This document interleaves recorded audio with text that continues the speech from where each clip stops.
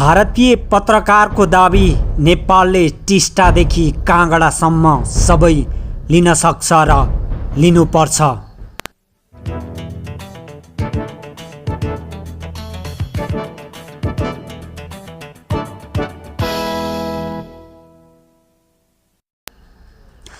नेपालमा लिम्पियाधुरा, लिपुलेक र कालापानी सहित भारतले मिचेका सबै अतिक्रमित भूमि फिर्ता गर्नुपर्ने आवाज वर्षौंदेखि उठिरहेको छ।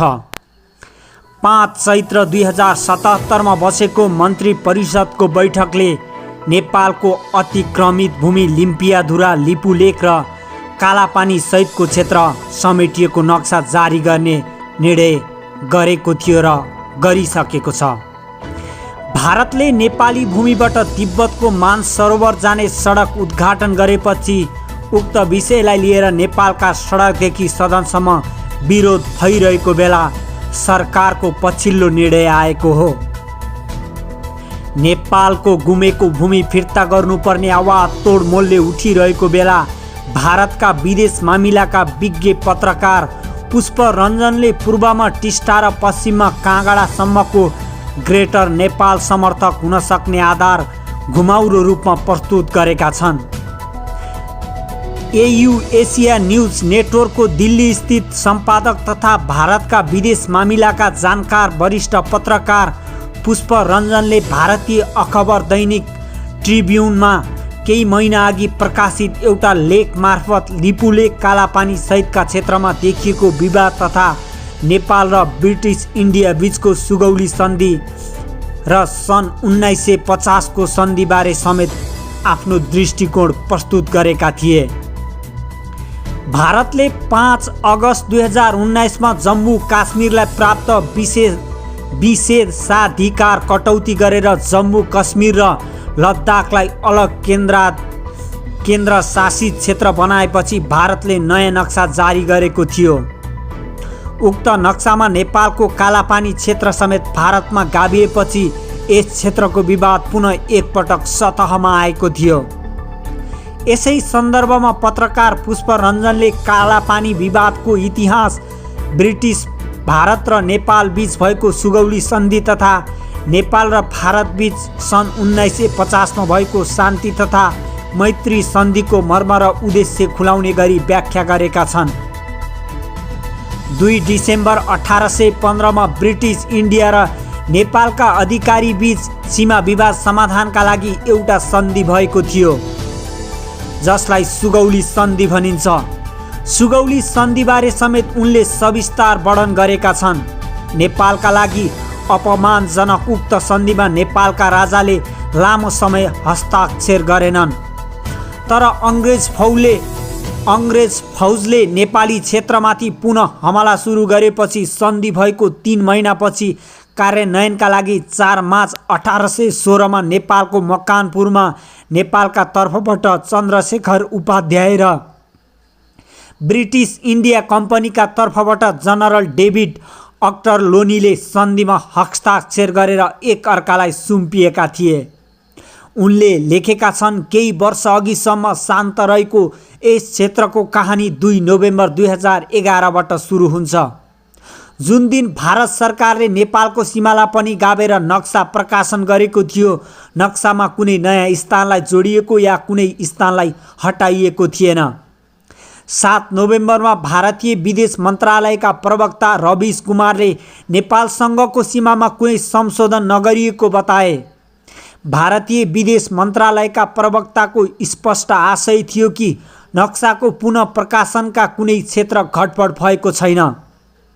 काश्मीर लद्दाखको नक्सा जारी गर्ने कारण त सबैलाई जानकारीमा छ, तर कालापानीको नक्सा संशोधन गरेर जारी गर्न किन जरुर थियो, यसको उत्तर प्राप्त भइसकेको छैन। उक्त नक्सा जारी भएको 5 दिनपछि नेपाल सरकारले वक्तव्य जारी गर्दै नेपाल सरकार आफ्नो अन्तर्राष्ट्रिय सीमाको रक्षाका लागि दृढ सङ्कल्पित रहेको र छिमेकी देशसँगको सीमा समस्या ऐतिहासिक दस्तावेजका आधारमा समाधान गर्ने स्पष्ट पारो। प्रधानमन्त्री केपी शर्मा ओलीले 18 नोभेम्बरमा औपचारिक रूपमा नै कालापानीबाट भारतीय सेना हटाउन आग्रह गर्दै नहटाएमा नेपाल सरकारले हटाउने चेतावनी दिए। यस विवादमा चीन अहिलेसम्म तटस्थ भावमा देखिएको छ। करिब 60 वर्ष पुरानो कालापानी विवादमा चीनले एकपटक पनि भारत वा नेपाललाई स्पष्ट रूपमा समर्थन गरेको छैन।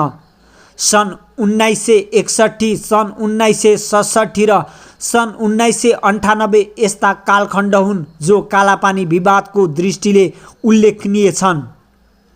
नेपाली स्ट्राटेजी फर सर्भाइभलका लेखक तथा चर्चित अमेरिकी स्कलर लियो ई रोजले नेपाल कम्युनिस्ट पार्टीका लागि यो पुरानो एजेन्डा भएको बताएका थिए।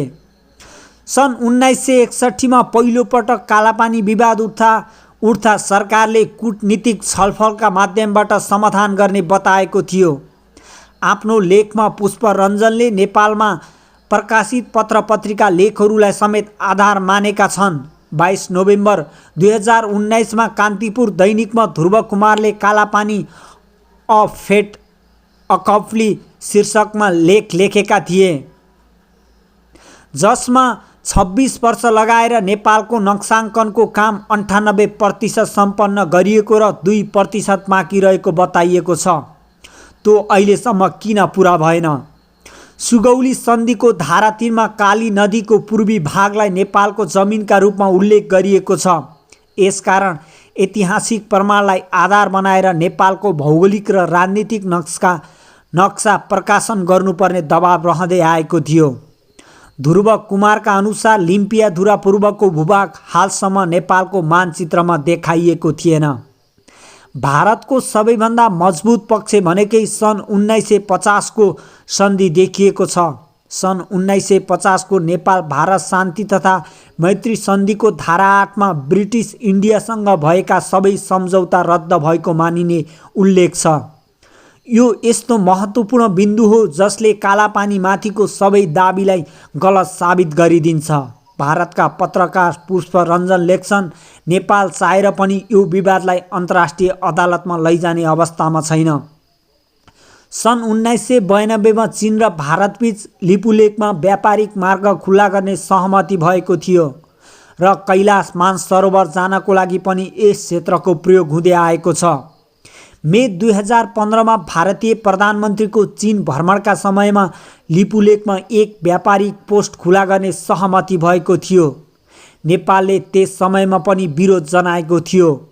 9 जुन 2015 मा संसदबाटै यस विरुद्ध सङ्कल्प प्रस्ताव पारित गरेर आपत्ति जनाइएको थियो। त्यसबेला नेपालका प्रधानमन्त्री सुशील कोइराला थिए। उनको भनाइ छ, उत्तराखण्डको लिपुलेख दर्रा 2 पहाड बीचको जमिन त्यो त्रिकोणमा रहेको छ जहाँ नेपाल, तिब्बत र भारतको सीमा पर्छ। महाकाली नदीमा रहेको नेपाली क्षेत्रलाई कालापानी र दार्चुला भनिन्छ भने भारतको सीमा जोडिएको क्षेत्रलाई धारचुला भनिन्छ। सन् 1962 को युद्धपछि यहाँ इन्डो तिब्बत फोर्सको तैनाथी भारतले गरिरहेको छ। नेपालले पटक पटक यहाँबाट हटाउन आग्रह गर्दै आएको छ। यस क्षेत्रमा जुनदेखि सेप्टेम्बरसम्म व्यापारिक मार्ग खुल्ला हुन्छ। डोकलाम विवादपछि कैलाश मानसरोवर यात्राका लागि जुन 2017 मा नाथुला मार्ग बन्द गरेर लिपुलेख दर्राबाट खोलिएको थियो। डोकलाम विवादको समयमा ग्लोबल टाइम्सले भारतले डोकलाम विवाद समाधान नगरेमा चीनले कालापानीमा हस्तक्षेप गर्न सुरु गर्ने बताएको थियो। 23 जुन 2018 मा चीन भ्रमणका बेला प्रधानमन्त्री केपी शर्मा ओलीले कालापानी नेपालको भूभाग भएको तथ्य प्रस्तुत गरेका थिए। काली नदीको उद्गम स्थल लिम्पियाधुरा हो। भारतले कालापानीलाई काली नदीको उद्गम स्थल तथा नेपाल, चीन र भारतको त्रिदेशीय सीमा क्षेत्र दाबी गर्दै आएको छ। नेपाल भारत सीमाका केही क्षेत्र नदीले विभाजित गरेका छन्।